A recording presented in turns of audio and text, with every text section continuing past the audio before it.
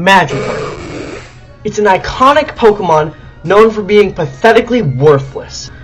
It just flops around all the time, with nothing else going for it. But I have concrete proof that Magikarp, in fact, isn't pathetically useless for two reasons. One, it learns Bounce and Hydro Pump. Last time I checked, those were some pretty strong moves. But the second reason is why this video is 6 minutes and 26 seconds. Pokemon Magikarp Jump. If you're a normal Pokemon fan, you'll probably be confused. Probably since it's such an obscure game that no other YouTubers ever covered it. Yeah, we're just gonna ignore that. Allow me to educate you on the premise. Pokemon Magikarp Jump is a Pokemon mobile game where you teach a Magikarp to, well, jump! You jump higher the more JP or jump power you have, and you gain JP training through all sorts of methods. From a sandbag to pushing a Steelix a whopping 1 foot. You train hundreds of different pattern Magikarp to try to be the true jump champion. It's available for free in Apple and Android, and while there are some in-app purchases, none of them are necessary unless you want to speed up the process. I'm sure you're probably thinking, Benji, this seems too good to be true. Are you sponsored by Magikarp? I wish. Press this button. Now that I've covered the basics of the game, let me educate you on how I came across this underrated gem of a game. I first stumbled upon Pokemon Magikarp Jump when I was about 9. I had a little Android device that was too small to be a tablet but too big to be a phone. I looked up Pokemon games on the App Store, and I saw Pokemon Magikarp Jump and downloaded the game. I didn't get all that far into it, and I didn't remember that much of it either. So when I finally got an iPhone, I dug back into the archives of my mind and downloaded the game again. Great. Now that we're all caught back up to speed, allow me to go into further detail on this masterpiece. There are 19 different patterns of Magikarp, and each of those patterns have sub-patterns. You fight other Magikarp trainers to get EXP points, and if you have enough, you can raise Magikarp to even higher levels.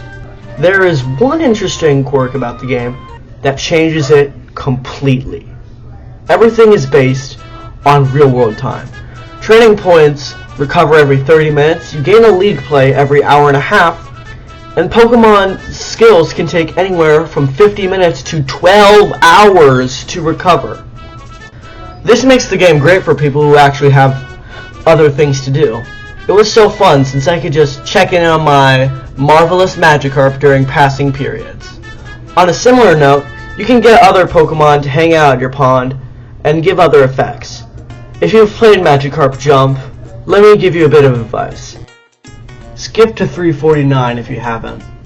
I highly recommend that once you get Piplup, you upgrade it to its max level as soon as possible. Hey all, this is Editing Benji here. I think I was a bit unclear in my explanation of why you need to upgrade Piplup. Piplup, when it's fully upgraded using support candies, gives 3 training points every time you use it. This doubles your training points because Piplup's cooldown is an hour and 30 minutes, and that is the same amount of time that it takes to regenerate 3 training points. Back to the main video. There are special random events that can happen, and these events can make anything happen from candy from a complete stranger to straight up death. I'm not kidding. Your Magikarp can just die. Ooh, look, a tree with tasty berries. Psych, some Pidgeotto grabs your Magikarp. Ooh, look, a shiny Pokeball. Should we grab it? Nope, it's a Voltorb and it blows up your fabulous fishy. Having a ball tapping your Magikarp? Uh-oh, your Everstone breaks, and now you got useless Gyarados. Well, I don't know, you can decorate your pond with little decorations in it, cute. I think the thing that makes Pokemon Magikarp Jump so different from other Pokemon mobile games is that out of all the Pokemon mobile games, or at least the ones I've played, sorry Master E's EX fans, Magikarp Jump is the mobile game structured most like a mainline game. There are 8 leagues, which might as well be the 8 badges, an Elite Four, and a champion like there is in most all of Pokemon games. Magikarp Jump felt so rewarding to finally complete.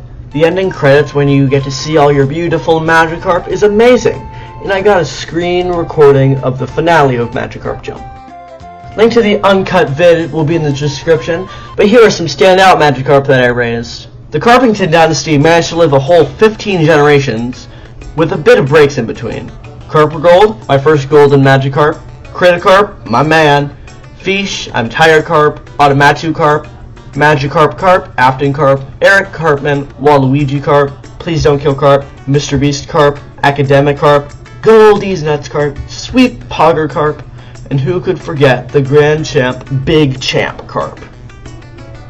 The music in Magikarp Jump is just so chill, and it fits the art style perfectly. And with that, I think that's all I needed to say about Pokemon Magikarp Jump. I had to stop multiple times while watching the script to just play Magikarp Jump, so if you like my vids, be sure to subscribe. If you do subscribe, the next Magikarp you fish will be shiny.